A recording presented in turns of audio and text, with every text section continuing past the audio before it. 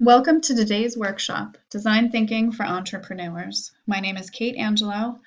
I am the Community Engagement Librarian and Manager of the Technology and Career Center at the Long Branch Public Library. Grow with Google is an initiative that brings the best of Google's training and tools to help people grow their skills, careers, and businesses. Startups can get strategies and skills to build thriving teams and businesses. Before we get started, I'd like everyone to log into their Google accounts if they have not already done so. We'll be using Google Docs and Google Slides to work on a couple of the activities today. If you don't have a Google account, don't worry, you can sign up for one now, or you can wait until the workshop is through and do it then. Just a note, this is meant to be an in-person workshop, so there are activities. Feel free to take as long as you want on them, pause the workshop and go back, or wait and do the activities when you're through listening to it. So on your computer, open a new browser window, type google.com, and sign in using your Gmail address and password. Click the Google app icon. Here you'll see all the Google applications that come with your account. Notice that your most recently used apps appear first. Click More to expand the list. You can get to Gmail, Sheets, and Slides here. You can also access your Google Drive where all your projects are stored. Let's take a quick look at Google Drive first. Google Drive allows you to store, access, and share files like documents, slideshows, forms, and photos in one place. Instead of being stored on one computer, your Google Drive files are stored in the cloud. What does the cloud mean? The answer is a safe place on the internet where you can save important information. After you save something on your Google Drive, you can easily access it from any computer, smartphone, or tablet with internet access. Files stored on Google Drive won't get lost, even if your computer crashes. And the projects you create with Google applications are automatically stored on your drive. You don't have to remember to click Save. This is what your Google Drive looks like. If you've never created anything with Google Apps before, it will be empty. After you start creating projects in Google applications, they will be stored here. As I talk about features of Google's digital applications, feel free to follow along. From your Google Drive, click New, Google Docs, and Blank Document. In today's workshop, we're going to focus on three primary objectives. Learn the principles of the design thinking process, apply the process to create innovative solutions to identified problems, and consider building out these solutions as personal and/or collaborative side projects throughout the year.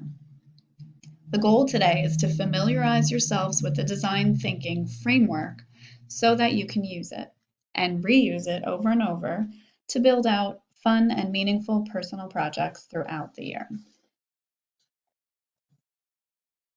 What is design thinking? Design thinking is a creative, problem-solving process that focuses on a user-centered approach to create a solution that is technologically and economically feasible.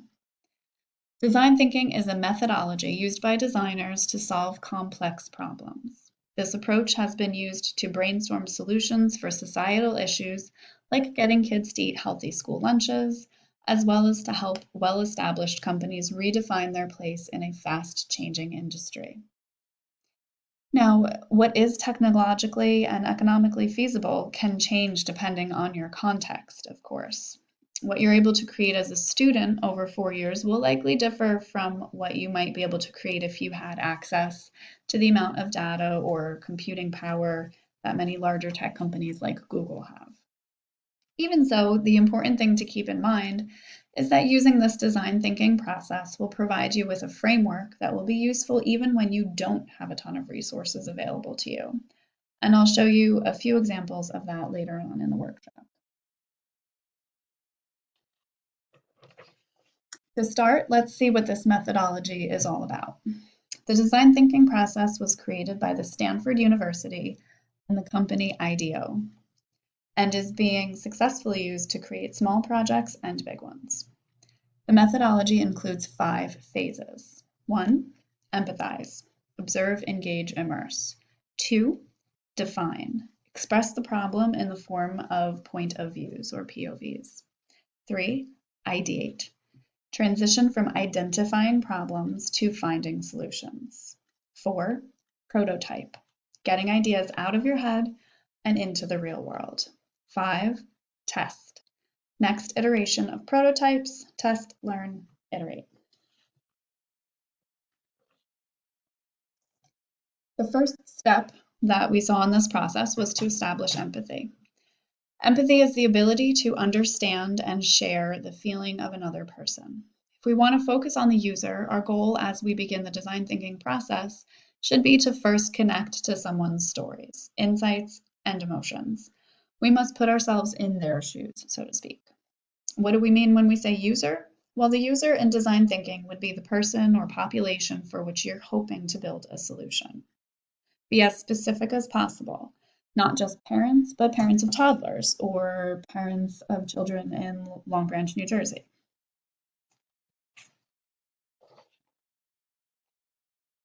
Really put yourselves in the shoes of your selected population or user and empathize with their day-to-day to brainstorm all of the potential obstacles they may come across.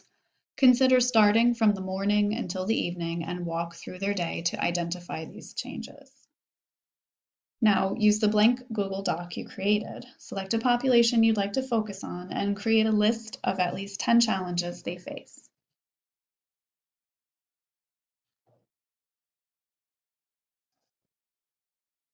Great. Next, we want to operationalize the problem. Defining the problem. Your goal, analyze your observations about the user and synthesize them to define the core problems you have identified as a problem statement.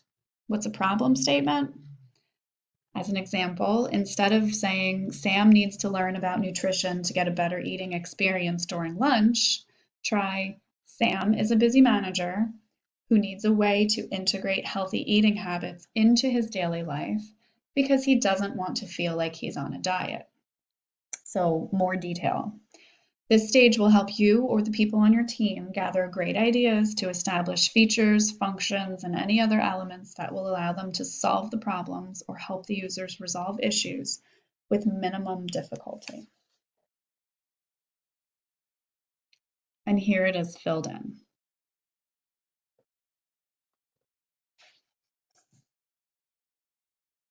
So let's try this. Try synthesizing several of the challenges you've identified to come up with one grand problem statement to encompass several of the ones you identified.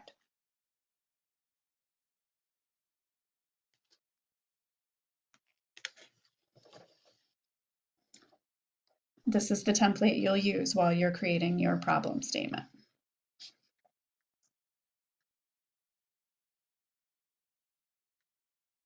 Okay, so now that we've empathized with our chosen user, analyzed and synthesized those observations to define the problem, it's time to ideate. This is the phase where we think about all the possible solutions that come to mind. For how long? As long as you need. From outlandish ideas to immediately actionable ones, you should engage in unrestricted brainstorming during this time.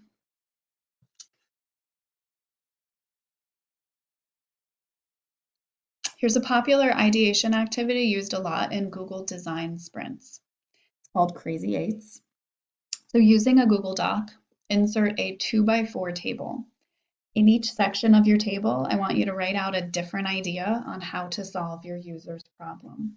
Don't worry about feasibility right now, just anything you can think of.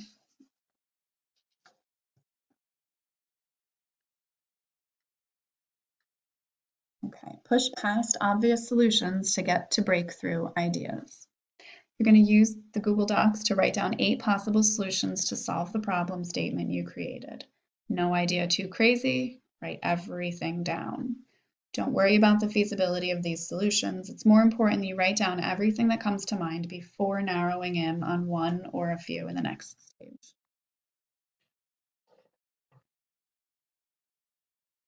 Okay, now we're on to prototyping. Your goal is to draw out or craft what is possible, keeping in mind your minimum viable product or MVP. How do we know if these solutions work? We prototype. Produce inexpensive, scaled-down versions of the solutions created in the previous stage. As you build prototypes one by one, they are either accepted, improved, and re-examined, or rejected based on the user's experience. This is an experimental phase. How do you know when you're done?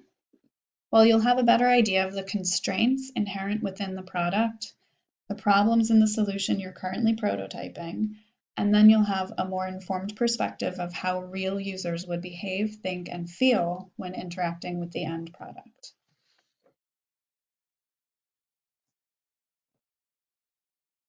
Minimum viable products. The idea is that the product, app, website, whatever you decide to build, is developed with sufficient features to satisfy early adopters. The final complete set of features is only designed and developed after considering feedback from the first users that test what you've created. You want to make sure that what you create is functional, even at its first stage. So take a look at the image on the screen. Let's say your goal was to create a vehicle that could take you places. In the top example, there isn't much you can do with just a wheel, or two wheels with an axle, or the body of a car without a wheel or engine. Here's a better idea of what iterating with MVPs looks like. We see that even with just a simple skateboard, you're able to achieve your goal. It's taking you places. The fancier transition and additions to ultimately make it a fully fledged and swanky car can come later. And it is important to note that, we don't all work in physical products. Some of you will, what you're prototyping will be a service. So just keep that in mind as well. Build rough prototypes to learn how to make ideas better. So pick one of your feasible ideas and flesh out how you would build this solution. Think about the technology needed, the time required, the money needed, resources that are available to you, etc. And testing. This is the final stage of design thinking. For the sake of today's experiment, we're not going to get to go through with this phase. But if you were to implement the design thinking process in real life, you would definitely want to test out your solution, evaluate it, and depending on how it goes, you may or may not have to go back and repeat different phases. Testing is an iterative phase. What does that mean? It means that you continue to go back and make changes, tweak features, and in some cases, you may even decide to scrap the solution for a different one you identified during the prototyping stage. Okay, if we were in person, we would share some of our ideas and solutions. Unfortunately, we're not. So, as part of your testing and your experiment, share with your family, share with your friends, see what they think about your solution and its feasibility. And I hope you enjoyed this workshop. We'll take these skills with you into your next project. At Google and the library, we encourage you to continue your learning. So there are a number of other great classes offered at the New York City Grow with Google Learning Center that can build on what you've learned today. There's also a lot of resources at the Grow with Google website, google.com/grow. In the meantime, you can reach out to me or other library staff to get answers to your questions about your business or startups, whatever you have. So you can call and leave us a voicemail at 732-222-3900, extension 2270. And thank you again for joining us today. I look forward to seeing you again or having you listen to us again, and hope you'll share the workshop with your friends and family.